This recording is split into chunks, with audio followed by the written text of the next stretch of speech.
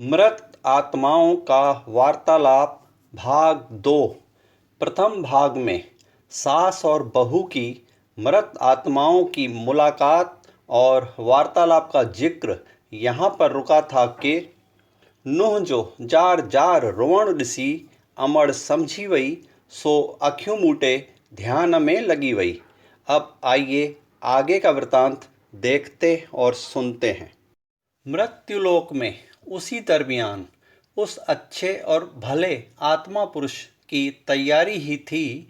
ये वहाँ किसे आभास था। उस भले वृद्ध पुरुष की अपनी धर्मपत्नी की मृत्यु पर वो सबकी नज़र में नासमझ हो चुका भला इंसान पूरी तरह समझ चुका था कि उसकी इतनी भरपूर सेवा करते करते उसकी पत्नी अपनी तंग सांसें समेटकर जा चुकी है। सुहागन के रूप में जा चुकी पत्नी के सुहाग का अब खैर खबर रखने वाला था ही कौन। पत्नी के जाने के बाद जब 14वें दिन उस भले मानस का बड़ा बेटा उससे अहमदाबाद जाने के लिए विदा होने आया तो वो तय कर चुका था कि इस सच्ची आत्मा को उसके छोटे बेटे और छोटी बहू के हाथों सौंप के आगे उसके नसीब के हवाले करके मन ही मन ठान चुका था कि अब उस भली आत्मा से उसकी विदाई अंतिम होगी। इसके बाद हमेशा अपनी स्मृतियों में जीवित मूर्ति के रूप में स्थापित करके उसकी आजीवन पूजा करते रहने का मन बना के जब वो पिता के पैरों पर झुक के उसे हमेशा की तरह गले लगाने गया तो वो सच्ची आत्मा उसका मन पढ़ चुकी थी और शायद उसे ये मंजूर नहीं था।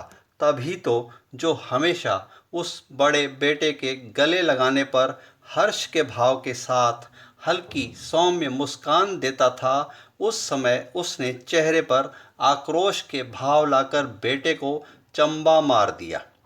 बेटा भी अचंभित होकर समझ गया कि बाप समझ गया है। बाप के झापड़ को आशीर्वाद स्वरूप प्रसाद के रूप में ग्रहण कर वो अहमदाबाद जाता रहा। 42वें दिन वो दिन आखिर आया जब वो भला आदमी बड़ा दिल रख के सबको माफ़ करता हुआ अपनी धर्मपत्नी अपनी अर्धांगिनी के पास चल दिया।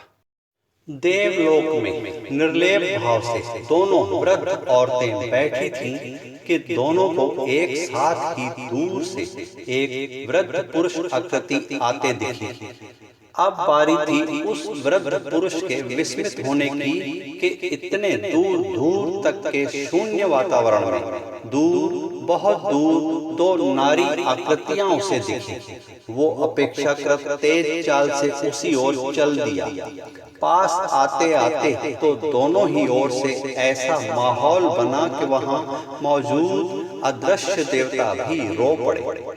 तीनों ही के होठों पर शब्द नहीं आ पा रहे थे, केवल आंखें काम कर रही थीं और हृदय रो रहे थे। पास आकर तो वो वृद्ध पुरुष अपनी वर्षों से बिछड़ी वृद्ध माँ के पैरों पर गिर पड़ा। माँ ने अभिभूत होकर बेटे को उठाया और भरपूर प्यार से गले लगा के बोली, नामा सदको वञाए मुंहिंजा पुट जवान तोखे छॾे आई हुयसि, ॻरी त वियो आहीं, अच मिल हाणे रमेश माउ सां भी त मिल, पो पाण में वेही हाली हवाली थियूं।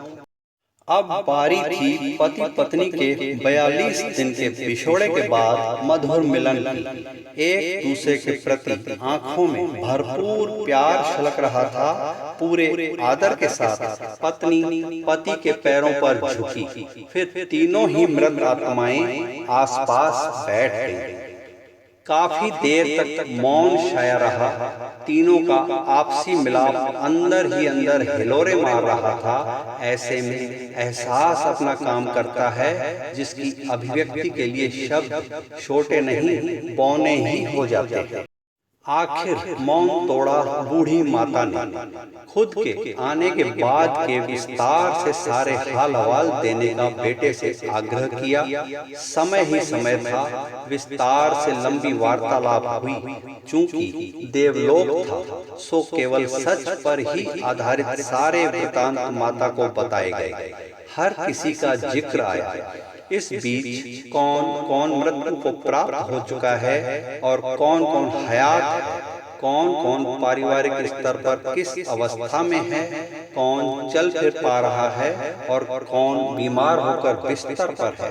काफी समय तक हर बात का जिक्र हुआ।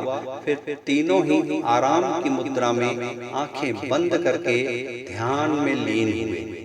जब भी एक की आंख खुली तो दृश्य में से एक पात्र वृद्ध माता गायब होकर मोक्ष को प्राप्त हो चुकी थी।